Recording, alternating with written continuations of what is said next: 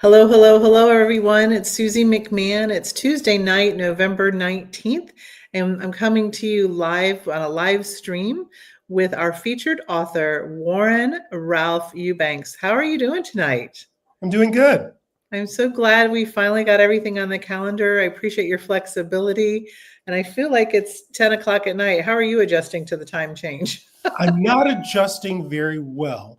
If I'm Yeah. being completely honest, um, I'm missing, having lots of daylight. I really miss, I don't have seasonal affective disorder, fortunately, but I Mhm. do like, the long days. Yes, yes. Well, welcome, welcome. So you're in Mississippi tonight. I know you change, you go between Washington, D.C. and Mississippi, but you're headed right back to D.C. later on, right? I'm headed to DC on Thursday morning at 0 Wonderful. dark 30. I'm hitting Will the you road. be there for the holiday? I'll be there for the holiday. Okay. Well, we do have several people joining us at this point in time. If those of you that are watching, if you can go into the comment section and just let us know where you're watching from. This is definitely a larger community that's not just based in Colorado, which is my primary residence, or based just in South Carolina, but we get a lot of viewers from around the country, and Ralph and I would both love to know where you're watching from. So I'm going to start, Ralph, by reading the bio in the back of your book that we are discussing, A Okay. Place Like Mississippi. Excuse me, I'm a little nasally tonight. I don't know why. Um, Ralph Eubanks is the author of Ever is a Long Time and The House of the End at the End of the Road. He has written for the Chicago Tribune, Vanity Fair, Time, and the Wall Street Journal, Wired, The New Yorker, and NPR.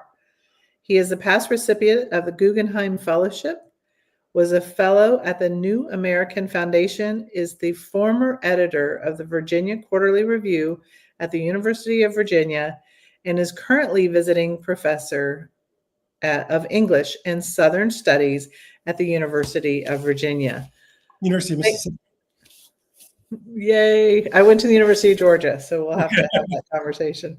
Anyway, I love the Southeast and our rivalries, both from athletics and everything else that we have.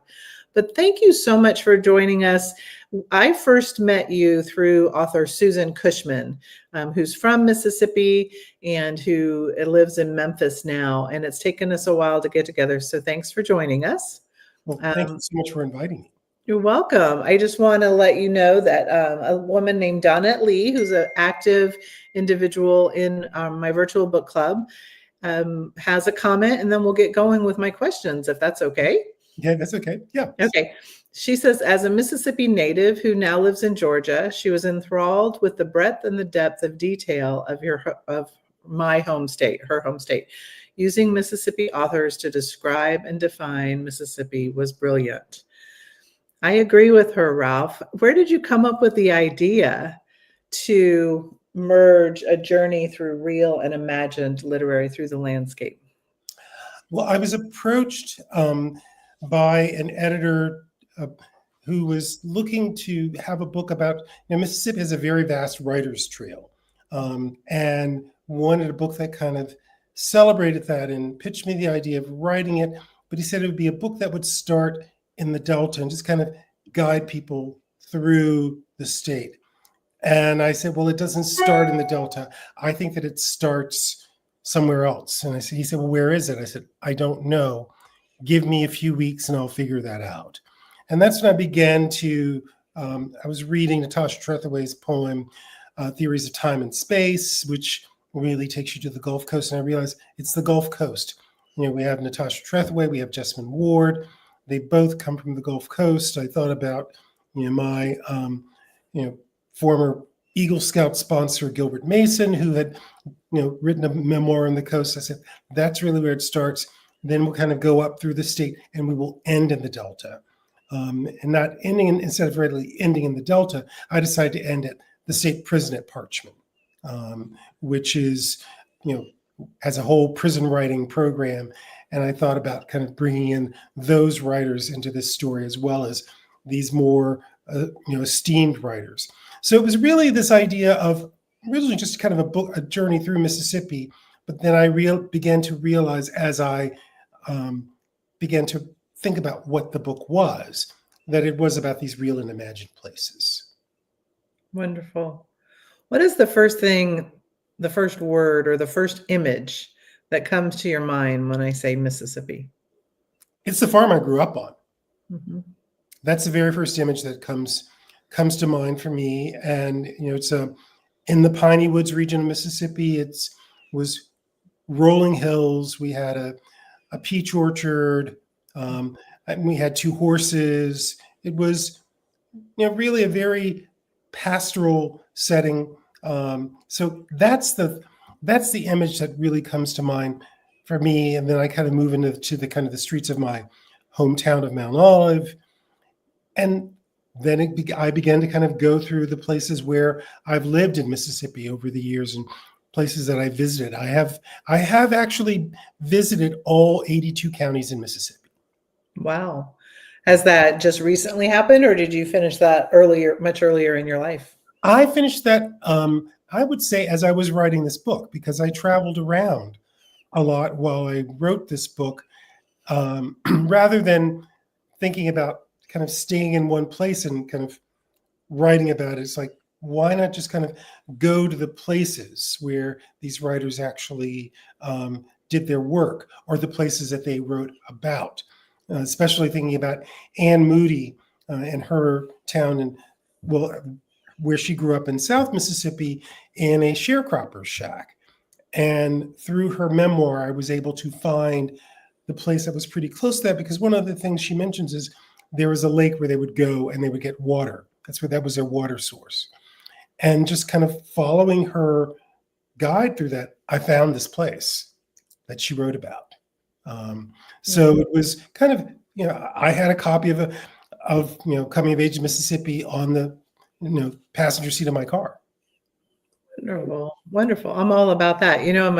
I'm a travel advisor, and I combine my love for travel and arranging travel experiences for others, and reading in this virtual book club. And you're an advocate of exactly what I think people should do, is to go out and immerse themselves in cultures or in locations, slow down and really learn from the land, or learn for the people or the food or the wine or beverages, whatever. We talked a little bit before we started.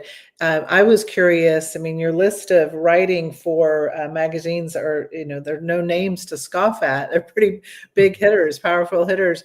Did your magazine writing start? Was that first, the articles, newspapers and magazines, or were you writing a novel first? Tell us a little bit about that. It was newspapers and magazines first. I worked for many years as an editor. So I was before I was at the Virginia Quarterly Review, I was director of publishing at the Library of Congress for almost 20 years. Wow. And developing books about the collections of the library.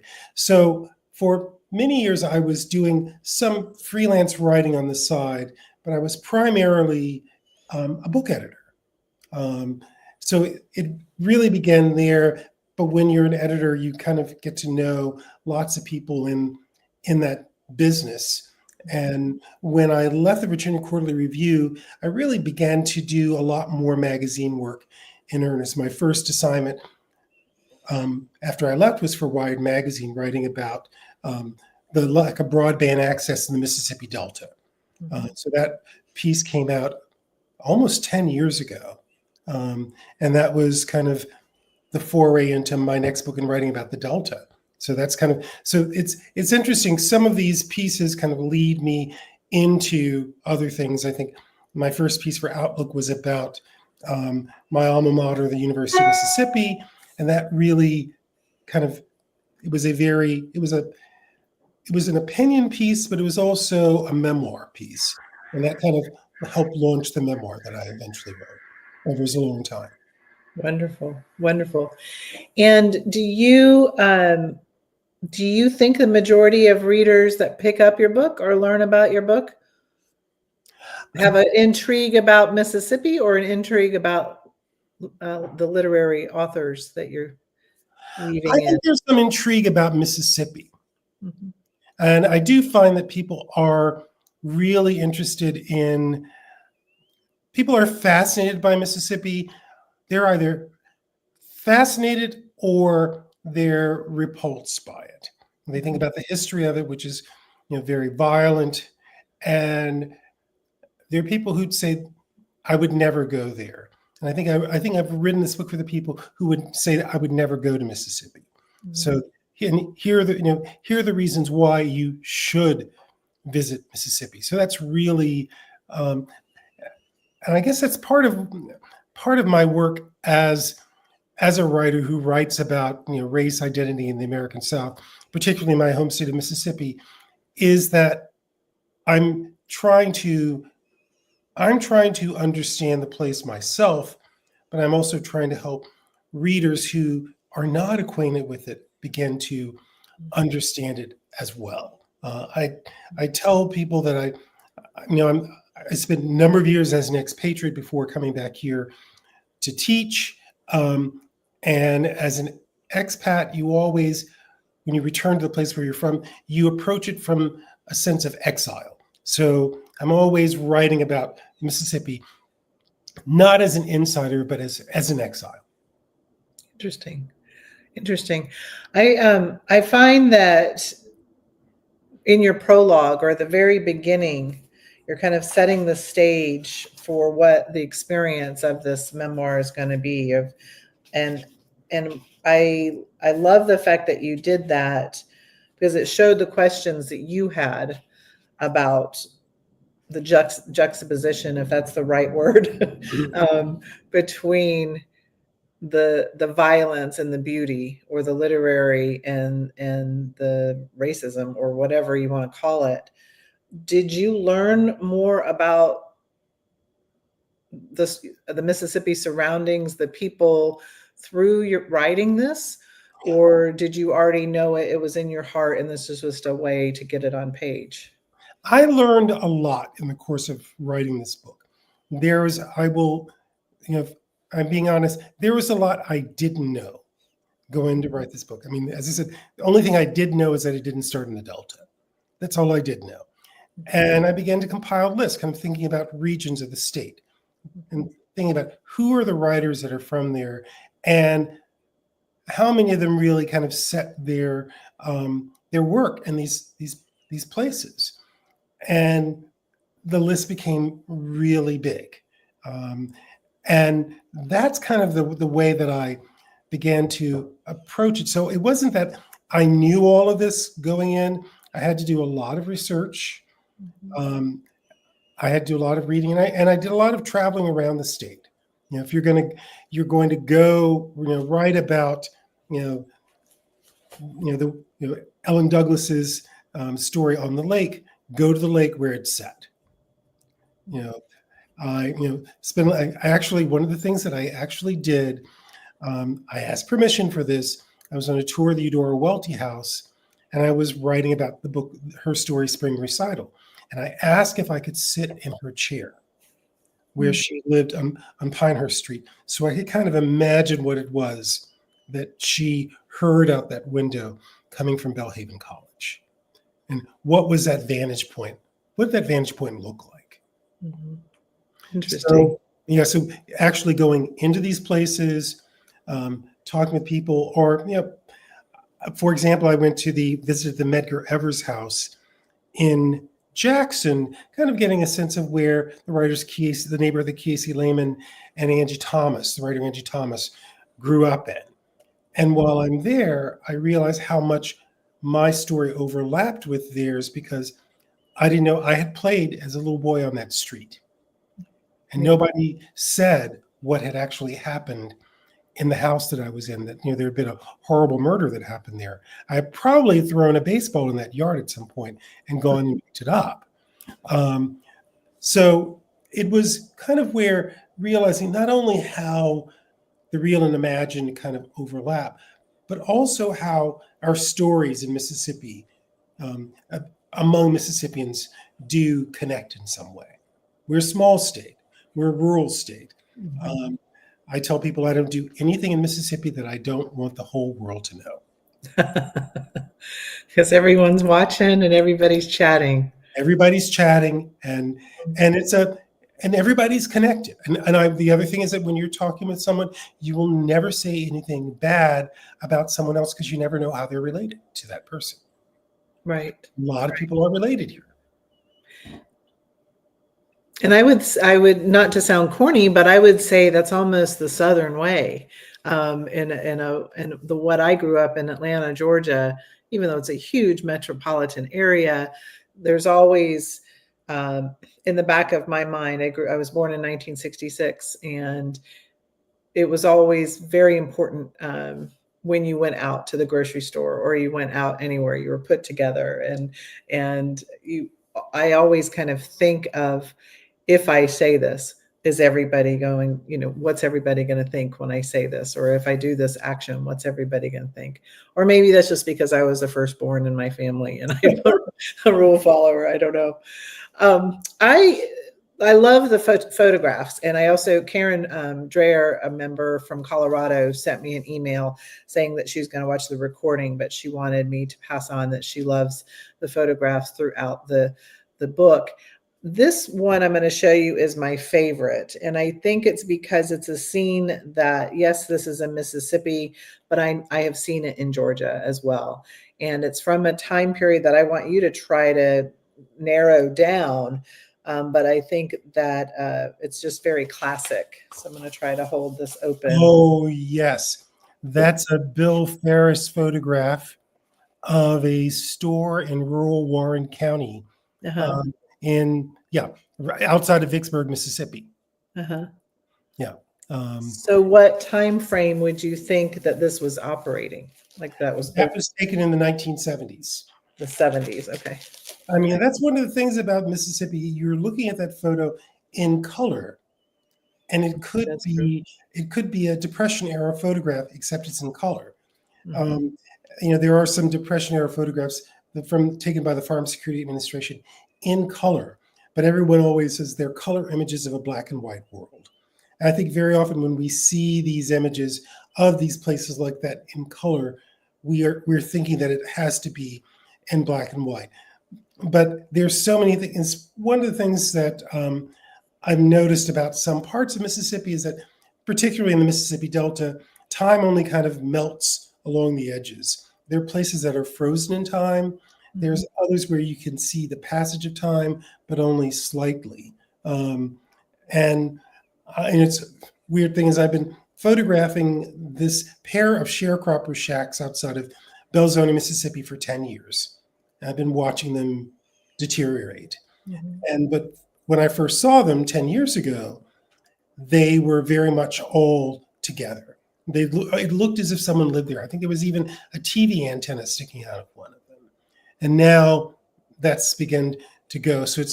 But what we're beginning to see in some parts of Mississippi where things are beginning to be erased. It's what the historian C. Van Woodward referred to as the bulldozer South, which Atlanta would be part of the bulldozer South. Mm-hmm. So you're seeing how the bulldozer South is coming to rural Mississippi. Mm-hmm. Interesting. That's interesting.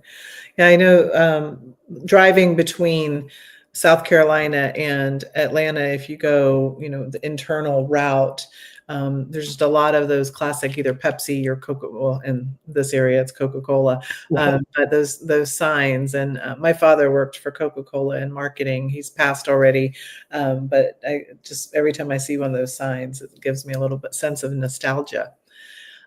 So I wanted to ask you to read to us an excerpt from your book, if you would. Okay, I will. Thank you. This is from the prologue, the very end of the prologue. A journey through the terrain that inspires Mississippi writers is one taken through both real and imagined places, where sometimes what is imagined seems real, and what is real seems imaginary. The centrality of place to Mississippi writers is what makes the real and imagined so closely intertwined, whether it is Faulkner's Jefferson and the University town of Oxford, Elizabeth Spencer's town of Lacey from The Voice at the Back Door and Carrollton, or Steve Yarborough's imagined Delta town of Loring and his hometown of Indianola. While those beautiful and mysterious Native American names dapple the landscape, keeping a lost piece of the state's past alive, Mississippi as a place is changing and evolving. Even in places like the Delta, where much seems to be frozen in time and the past only seems to melt along the edges, still change can be difficult to embrace. Change, particularly cultural change, may be difficult to accept in Mississippi because it is a place held wrapped by its own mythology, as well as cultural rituals that sustain those myths. Yet the patchwork of 82 counties that make up Mississippi are indeed changing, and those changes reverberate from the piers along the Gulf, Mississippi Sound in the Gulf of Mexico, right up to the Tennessee state line in Memphis. Sometimes that change feels like a ruin that cannot be rebuilt, its original structure now compromised by constant battering. It is the rebuilding from the ruins that drives the work of the state's writers and allows their work to be so central not only to the culture of Mississippi, but also to American literature. As Jackson-based writer Katie Simpson Smith has noted, to be a Mississippi writer today is not to write about a state dripping with Spanish moss and punctuated by mockingbird song, but instead to explore surprising intersections where violence within the self has become as important as violence across racial lines, where poverty was nuanced rather than made perverse, where families were built from intentional love rather than tied to tortured bloodlines. To understand the world, you must first understand a place like Mississippi, are words that are said to have come from William Faulkner, but were more likely to have been attributed to Faulkner by his fellow Mississippian Willie Morris. The story I've heard is that either Willie thought Faulkner had said it, or maybe he wanted Faulkner to have said it. Whatever the origin of those words, they are true, and that is why they have become the mantra of every writer who works within the borders of this state. If you can find where the past and the present intersect within Mississippi, you can indeed understand the world. The idea that Mississippi is a place larger than life serves as inspiration to writers who were born there but work elsewhere. These writers have never been able to shake their conscience free of the place because in Mississippi, nothing is ever escaped. This sense also inspires those Mississippi writers who now claim the state as home and seek to understand its wounds and imperfections as they create poems and stories that spring from the soil. In the pages that follow, both the words of these writers and images of the places that inspired them will reveal how a little state that rests alongside the banks of a great and mighty river has made so many significant contributions to American letters, carrying an outsized role in the national imagination. The answer lies in a landscape that pairs ordinariness with beauty, magic with madness, and mystery with magnificence. Beautiful, Ralph. I love it. I love it. I just actually reread that right before you came on in the studio, and it just sets the stage, and it's lovely. It's like, here's the expectation of the experience. In each chapter or section at the top, there is a quote or next to photos as well. When you were researching, did you try to correspond the quote with that section to find something appropriate, or was it something that just touched you and you chose to attach it? It really kind of became what I was thinking about for the entire chapter. I mean, so say very often it was something I was really kind of setting the tone there. And I'd have, a few up on my board as I was writing, kind of thinking about it. And sometimes you'll see that some of the other ones get integrated into the text, but then there may only be one up at the top. And that's, I'm probably too big of a fan of the epigraph. I do like that, but epigraphs for me become ways to guide the reader into the text, to let them know what it is, what's going to come after this. It's, an editor I had said once, it's like someone you're taking the reader by the hand and you're guiding them along, and you're telling them where you're going to lead them, so they're not afraid of where they're going. Interesting. That's great. Now, you mentioned you had a friend editor. You worked in editing. You were an editor yourself as well.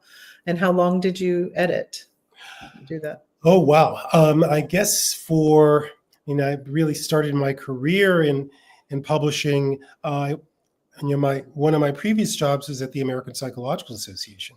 I was director of book publishing. I worked for the scholarly publisher Taylor and Francis as well. So I've worked in scholarly publishing and in trade publishing. So I guess I was an editor really for more than 30 years. Wow. Yeah, so more than 30 years.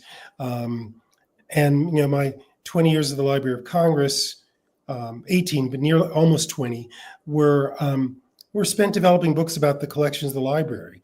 And I think that's where I really began to gain a great appreciation for photography, because the photographic collections are so enormous. And I spent a lot of time working with photo curators, did lots of projects with the Prints and Photographs division of the library. And so I became really enamored of photography and photographers. Interesting. It's prevalent, obviously, in this book for sure. I wanted to read another comment, or go ahead and show it here. I think you should be able to see it as well. Again, from Donnette. She said, I'm a close friend of Fred Blackwell, who actually took the picture on page 56 of the Woolworth student lunch counter sit-in. Your book credits the Clarion Ledger where he worked at the time. I think that's a pretty neat connection there. Yes. Yeah, our little virtual book club. I just watched the movie about the butler and the Freedom Riders, the son that was in the Freedom Riders with Lee Daniels. Yes. Yes, I just watched that. So that's right on the top of my memory. It was just a couple nights ago that I watched that. I'm glad that Donnette brought out the fact that it's Fred Blackwell, and I think that he's not credited enough for that work. I mean, I got permission from the Clarion Ledger, but the permission really only gave, the name of I was to credit the Clarion Ledger, not Fred Blackwell himself. So, and that isn't it, thinking about in the world of photography, when especially people are working for newspapers, or even if they're working for large magazines like the old Look magazine, their work was not credited to them; it was credited to the magazine itself. Right. Yeah. Right. And goodness, hasn't photography changed a lot with the digital technology? That's a whole nother conversation. Yes, it is. So we're almost out of time already. This has been a delightful conversation. I wanted to ask you two questions that I always ask our featured authors. Number one is, what are you working on now? What can we hope for or look for in the future that comes from you, Mr. Warren Ralph Eubanks? I'm working on edits of my next book right now, which is called When It's Darkness on the Delta, and An American Reckoning. It is, the book that I started 10 years ago. It's looking at three big questions about the Mississippi Delta. What are the policy, political, and cultural issues that have disadvantaged the people in the Mississippi Delta? And what are the myths that keep us from seeing them? And what role does race play in shaping those myths? So, and I was fortunate enough to get a fellowship to the Radcliffe Institute at Harvard for a year to rethink the entire book. So I spent a year there. I had 2 research assistants, and they helped me completely rethink the book. And then it was another 2 2 years after that of writing, after kind of rethinking what the book should be. And I delivered it in July, and I'm getting edits right now, and it should be out next September. Wonderful, wonderful. Well, we'd love to have you back to talk about your next book as well. I also always want to hear, and the other authors that are part of this virtual book club community always want me to ask, what are you reading? What's on your bedside table or Kindle? Gosh forbid. I always like to have the real book, but sometimes we need to have something a little more lightweight. But what are you reading right now? I'm one of those people who read several things at once. I have to, because I'm reading for my class. So tomorrow I am teaching My Monticello by Jocelyn Nicole Jones, which is a wonderful series of stories in the novella My Monticello. But the other book that I'm almost finished with right now is my fellow Mississippian's book, Wright Thompson's The Barn, which takes you through the story of the barn where Emmett Till's murder took place in 1955. And he does an amazing job of kind of looking at a section of land in the Delta and tracing the lineage of that land, who owned it, whose hands it went through, as well as, when the barn was constructed, what happened there that night. It's a fascinating and I think it's a real great nonfiction narrative literary achievement. Wow. And when was that published? Do you know, is it recent or has it been out for a while? It was published in September. Okay. So recent. It's very recent. So yes, that's the book I am finishing right now. Just finished My Monticello. My class, we've been doing a book a week. So I'm kind of going through a couple books, and once I finish this, I'm about to begin Slave Road by John Edgar Whiteman, who's a writer that I have admired for a very long time. And I read anything that he writes. Really? Yeah. So just a curiosity question just popped up. When you're teaching, are you reading what you're teaching at the same time so it's fresh? Or do you have okay, that's yeah, I do reread, and because my students are approaching this very differently than I am, and I also have to think about the context in which I'm teaching the book. For example, last week we discussed Mrs. Place Geography in Southern Literature. We discussed Sally Mann's Hold Still, which I'm usually using as part of a class I teach on the image of the American South, which is kind of about the South and photography. This is about literature and place. So the way that I was going to teach it was going to be the approach that I was taking was very different, kind of the critical approach. And so it required that I reread it. And I loved it the second time, but it's very different reading it for thinking exclusively about place, rather than thinking about how the text and images really work together. Mm-hmm. Mm-hmm. Well, thank you so much, Ralph, for joining us tonight. For everybody that might be watching or listening, we've been discussing a place like I'm tongue-tied, a place like Mississippi. Warren Ralph Eubanks has joined us. We featured him here in the month of November, and the author that referred him to us was Susan Cushman, originally from Mississippi, who now lives in Memphis. So Susan, when you see this, a shout out. Thank you for such a wonderful recommendation and referral, Ralph. I feel like I've known you forever, and we've only talked probably 30 minutes, in our life. Thank you for your time. Thank you for your works and teaching and everything that you do to help share your vision of what Mississippi is like, and also what the world and other readers can learn about the state that, as you stated at the beginning of our talk tonight, that might be a little standoffish, to bring a interesting, almost like a sense of activism through your literature, so people understand differently the heart and the soul of Mississippi. Yeah. Well, thank you. Thank you so much for inviting me today. You're welcome. You're welcome. Everybody in the virtual book club, I am going to post what we're reading next and be ready to read The Big Beach Music by Pat Conroy in December and January to get us ready for the virtual book club getaway in March of 2025.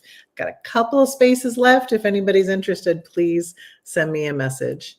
Have a wonderful night, Ralph. Thank you again, and have a happy Thanksgiving and safe travels to you. Thanks so much. Thank you.